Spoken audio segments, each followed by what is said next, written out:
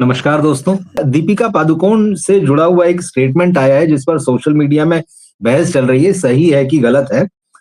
ये कहा जा रहा है कि भाई दीपिका पादुकोण ने फिल्म देखी धुरंधर 2 और उसके बाद इस फिल्म में कुछ बातें उन्हें पसंद नहीं आई है। तो वो क्या पोस्ट चल रहा है, सच्चा है, झूठा है, ये खबरें क्या कह रही है, इस पर हम बात करेंगे। मगर एक चीज और जुड़ गई थी पिछले 2-3 दिनों में कि भाई रणवीर सिंह जो इस फिल्म के हीरो हैं, उनकी पत्नी दीपिका पादुकोण कुछ नहीं बोल रही। वो कहीं रणवीर सिंह के साथ नजर नहीं आती किसी इवेंट में। फिल्म का जो स्पेशल शो हुआ 19 तारीख को वो वहां भी नहीं दिखी उनके साथ में। जबकि जो प्रोड्यूसर डायरेक्टर आदित्य धर हैं उनकी पत्नी यामी गौतम उनके साथ-साथ नज़र आ रही हैं। फिल्म को खूब प्रमोट कर रही हैं, सोशल मीडिया में भी कर रही हैं, लिख रही हैं बातें। तो दीपिका ना तो कहीं दिख रही हैं और ना सोशल मीडिया में लिख रही हैं। लेकिन आज एक पोस्ट आया, 2 दिन से इस बात की बड़ी आलोचना हो रही थी कि दीपिका क्यों कुछ नहीं कह रही हैं जबकि उनके पब्लिक अपीयरेंसेस जो हैं वो तो हो रहे हैं। तो ये सोशल मीडिया का ज़माना है और सोशल मीडिया में लोग कह रहे थे भाई कम से कम दीपिका लिख तो सकती हैं, फिल्म की तारीफ में 2 शब्द लिख दें।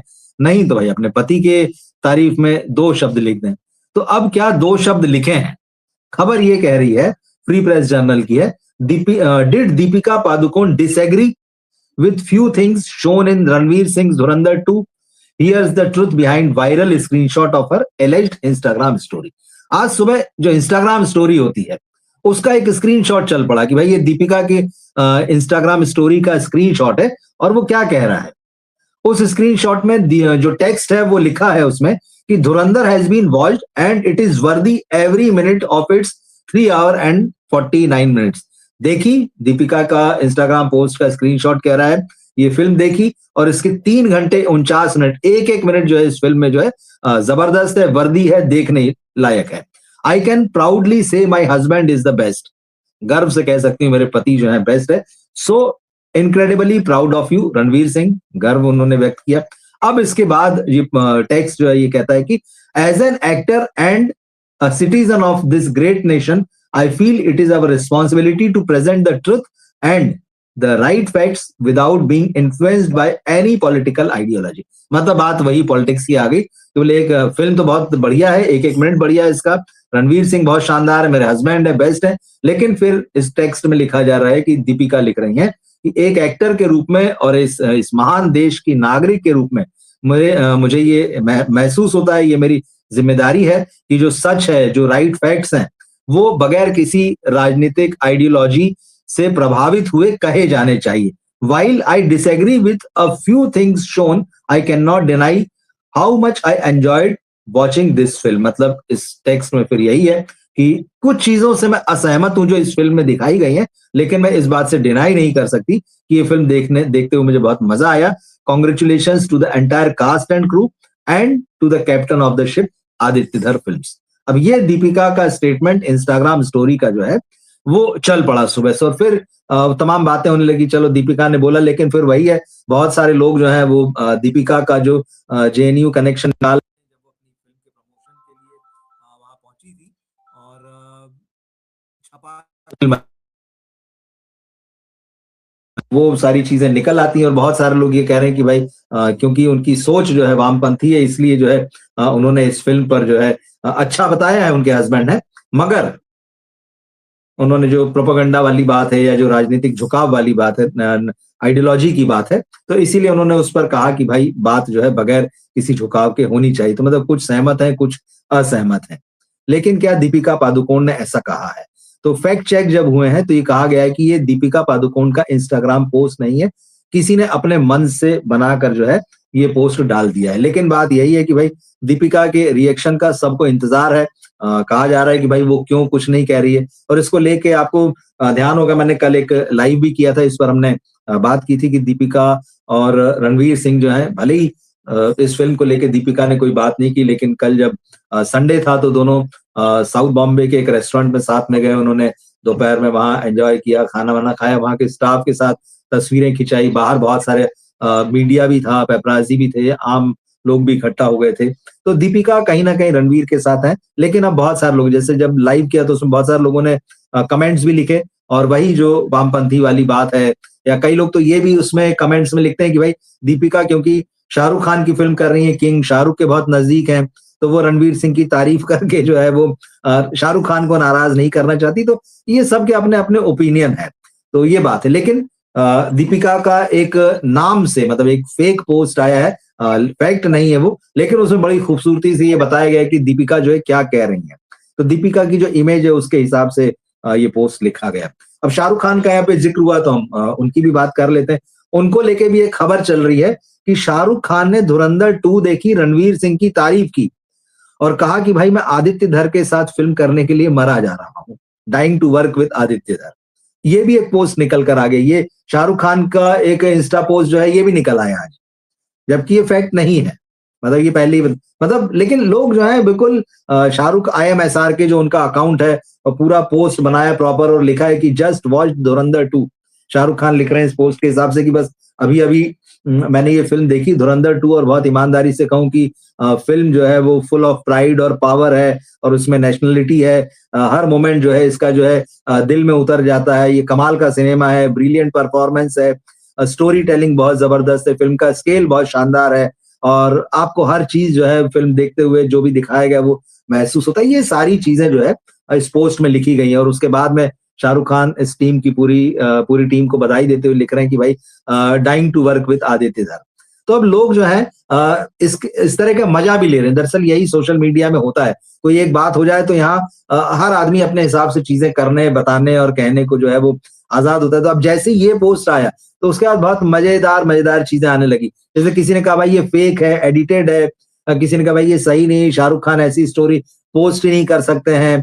कोई कह रहा है कि भाई क्यों फिर ये अगर वो नहीं कर सकते तो ये पोस्ट कहाँ से आ गया, ये फेक थोड़ी है।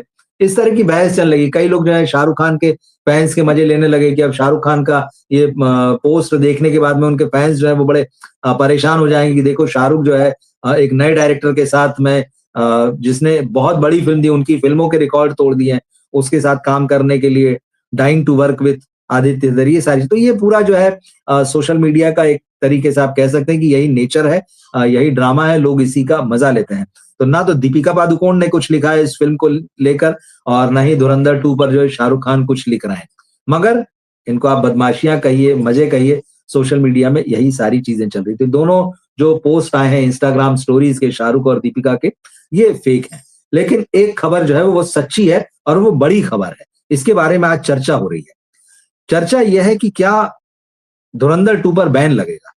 धुरंधर 2 पर बैन लगाने की डिमांड उठी है, इसी देश में उठी है, इसी देश के राज्य में उठी है और मामला पॉलिटिकल है। और पॉलिटिकल वही हो गया भाई, इतनी फिल्में रिलीज होती हैं, ये फिल्म भी रिलीज हुई, लेकिन जिस तरह से धुरंधर 2 पर प्रधानमंत्री नरेंद्र मोदी या उनकी सरकार को एक अलग तरीके से उसका एक ब्राइट पिक्चर दिखाने की कोशिश की गई है, बहुत पॉजिटिव दिखाने की कोशिश की गई, जिसको एजेंडा, प्रोपेगेंडा सब कहा जा रहा है। इन सारी चीजों के मद्देनजर जो है तमिलनाडु में इस फिल्म को बैन करने की मांग उठी। बाकायदा मामला अदालत में पहुंच गया है। वकील साहब जो है उन्होंने केस लगाया है। अब हुआ क्या और क्यों लगाया? दरअसल तमिलनाडु में जो है चुनाव होने वाले हैं, 23 अप्रैल को वहां पर चुनाव है और आप जानते हैं कि धुरंधर 2 जो है हिंदी के साथ साथ तमिल, तेलुगु और मलयालम, कन्नड़ में भी रिलीज हुई है। अब क्योंकि वो तमिल में भी फिल्म रिलीज हुई है तो फिर तमिलनाडु में चुनाव है और जैसा इस फिल्म पर यह आरोप है कि भाई ये प्रोपेगेंडा कर रही है, सरकार के फेवर में बातें कर रही है, ये न्यूट्रल नहीं है, ये कुछ दिखाते हुए कुछ कहने समझाने की कोशिश कर रहे हैं। तो इसलिए ये फिल्म कहीं ना कहीं पॉलिटिकल है। अब पॉलिटिकल है और चुनाव सिर पर है तमिलनाडु में, तो एक वकील ने मद्रास हाई कोर्ट में इस फिल्म को बैन करने की, राज्य में बैन करने की मांग की है और बाकायदा उन्होंने इसके बारे में जो है एप्लीकेशन मूव की और कहा कि इस फिल्म पर जो है कम से कम चुनाव होने तक जो है इस फिल्म को बैन किया जाना चाहिए तमिलनाडु में। और ये मामला जो है चीफ जस्टिस सुश्रुत अरविंद धर्माधिकारी और जस्टिस जी अरुल मुरुगन की अदालत में गया। तो उन्होंने बाकायदा इस जो एप्लीकेशन थी, याचिका थी, उसको देखा, सुना, लेकिन ये कहा कि भाई तत्काल बैन नहीं लगाएंगे। ये बात उन्होंने कही। उन्होंने जो वकील साहब जिन्होंने ये याचिका लगाई उनसे कहा कि आप एक प्रॉपर याचिका दायर कीजिए, जो उसका फॉर्मेट होता है, जो भी उसका तरीका होगा कि आप एक शिकायत कर रहे हैं, प्रॉपर एक अधिकृत याचिका, जो ये पॉइंट्स पे बात ना करें, एक पूरे फॉर्मेट के साथ में जो है आप आए और बातें करें और ये समझाएं अपनी याचिका में कि किस तरह से ये फिल्म जो है उसका एक आइडियोलॉजिकल झुकाव है, किस तरह से वो भाजपा की या प्रधानमंत्री नरेंद्र मोदी की जो बातें हैं उनको दर्शकों तक पहुंचाने का काम करे। इसमें कोई बुराई नहीं है भाई, किसी भी समय में किसी भी पार्टी की, किसी भी नेता की बातें कहीं पहुंचाई जा सकती है। मगर मामला है चुनाव का। चुनाव के दौरान बहुत सारी बातें जो है वो प्रभावित करती हैं। तो वो जो प्रभावित करने वाला मामला है, वो इस फ़िल्म में दिखाई देता है और वकील साहब ने जो है इस बात की शिकायत जो है वो माननीय अदालत से की है। तो उन्होंने कहा है कि ठीक है, आप प्रॉपर फॉर्मेट में लेके आइए और तो फिर जो भी रिक्वायर्ड लीगल प्रोसेस होगा वो किया जाएगा। मतलब इस मामले को मद्रास हाई कोर्ट जो है वो ध्यान से सुनेगा। अब ये नहीं पता कि वो जो याचिका है, जो सबमिट करने को बोला गया, जो पिटीशन, वो कब, मुझे लगता है 1-2 दिन, उससे ज़्यादा नहीं लगना चाहिए।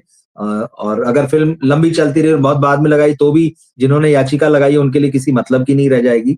तो ये है, तो हम देखेंगे। बैन करने की माँग है। वैसे हमने तो देखा ही है भाई, पाकिस्तान में फ़िल्म बैन है, उसके बावजूद भी धड़ल्ले से चल रही है, खूब पायरेसी हो रही है वहाँ पे।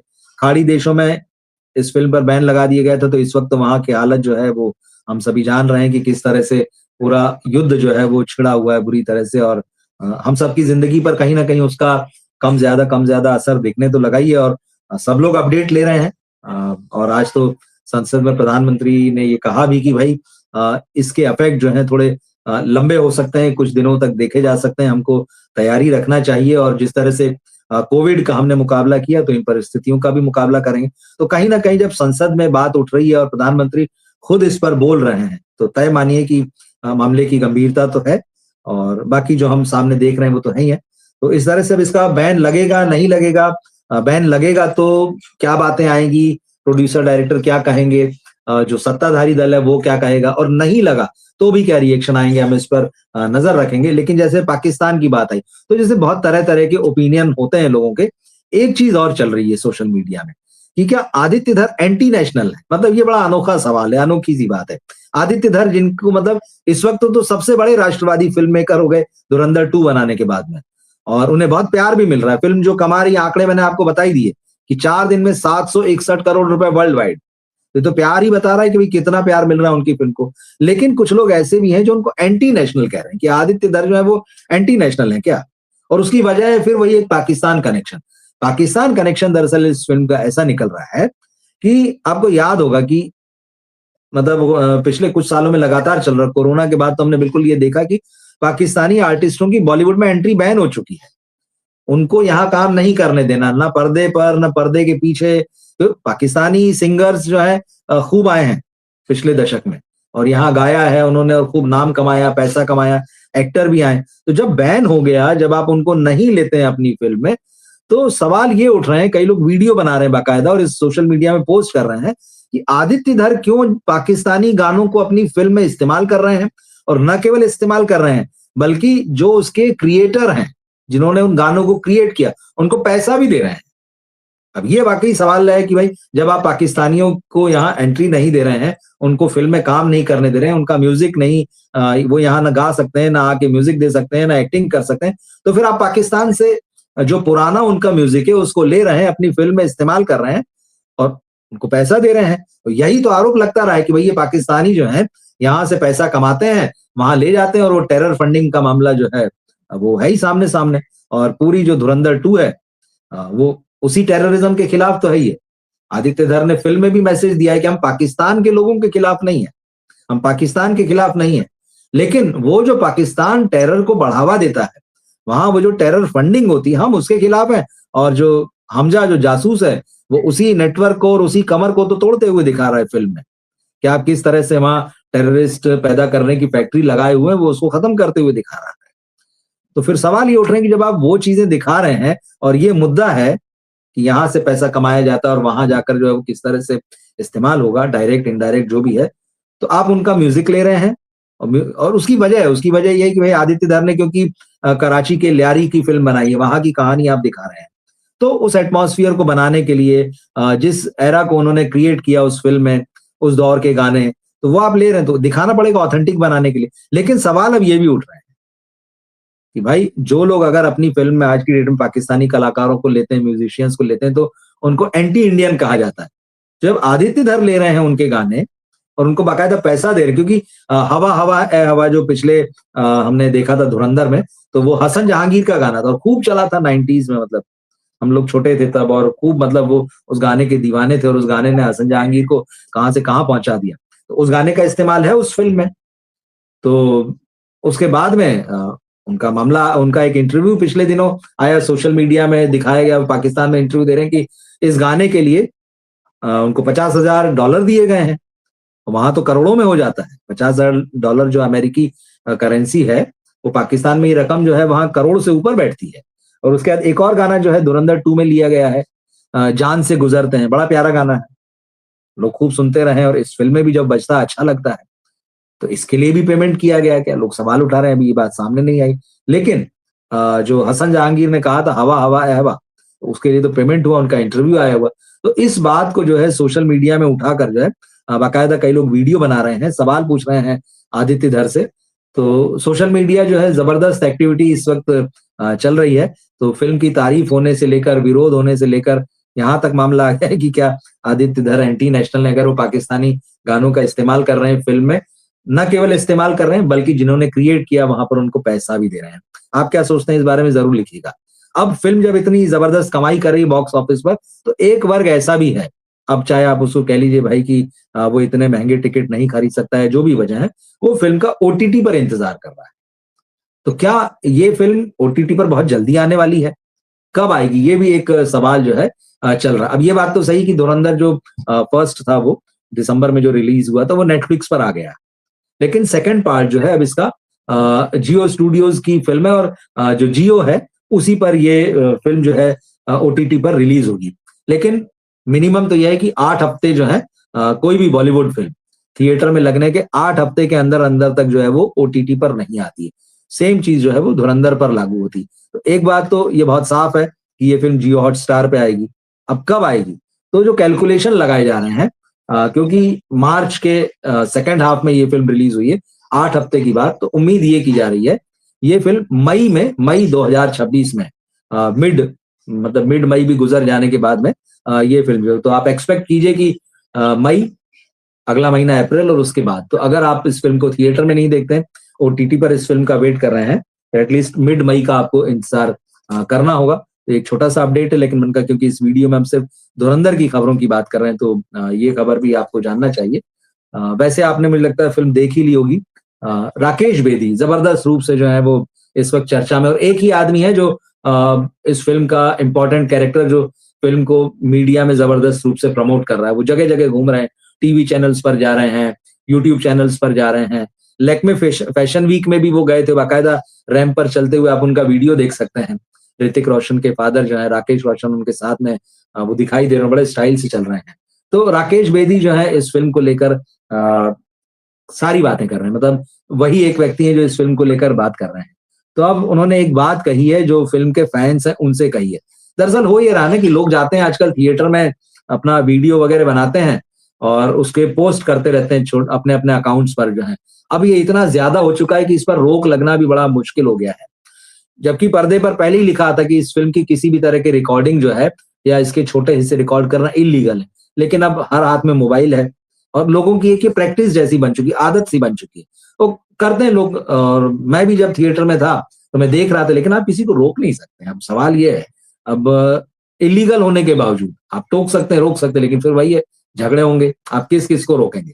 तो हर आदमी जो आजकल बड़ा खुले ढंग से, तो राकेश बेदी ने वही फैन से कहा है कि भाई ये जो आप रिकॉर्ड कर रहे हैं और इसके वीडियो बना बना के जो आप सोशल मीडिया पे डाल रहे हैं, स्पॉइलर दे रहे हैं फिल्म देखने के बाद में कि ये फला है, वो फला है, फिल्म में इस मोड़ पे ये होता है, कहानी ऐसे ट्विस्ट और टर्न हो जाती है।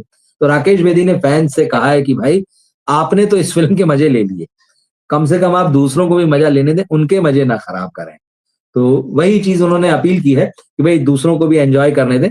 खास तौर पे फिल्म का जो क्लाइमैक्स है, क्लाइमैक्स की बड़ी चर्चा है, तो इस क्लाइमैक्स के बारे में बहुत सारी बातें कह दी जा रही हैं।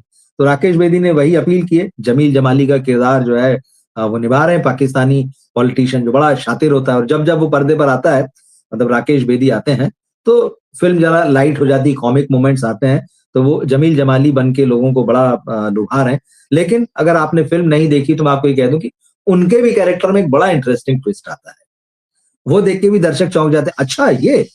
तो अब कहीं ना कहीं राकेश बेदी चाहते हैं कि भाई उनका वो जो राज जो है धुरंधर 2 में वो ना खुले, वो दर्शकों को मजे लेना चाहिए उसके। तो ये बात सही है, मैं पूरी तरह से इस बात से सहमत हूं कि जब भी आप थिएटर में जाएं तो अव्वल तो रिकॉर्ड ही ना करें, सबसे बड़ी बात तो यही है। और रिकॉर्डिंग नहीं होना चाहिए और उसको सोशल मीडिया में डाल देना ये तो बहुत ही गलत और दूर की बात मुझे लगता है। आप क्या सोचते हैं इस मामले में ज़रूर बताइएगा, क्या आप भी रिकॉर्ड करते हैं? ये भी लिख के बताइएगा कि हाँ, आपने रिकॉर्ड किया या कोई ऐसा कर रहा तो आपने उसको रोका, आप बताइएगा।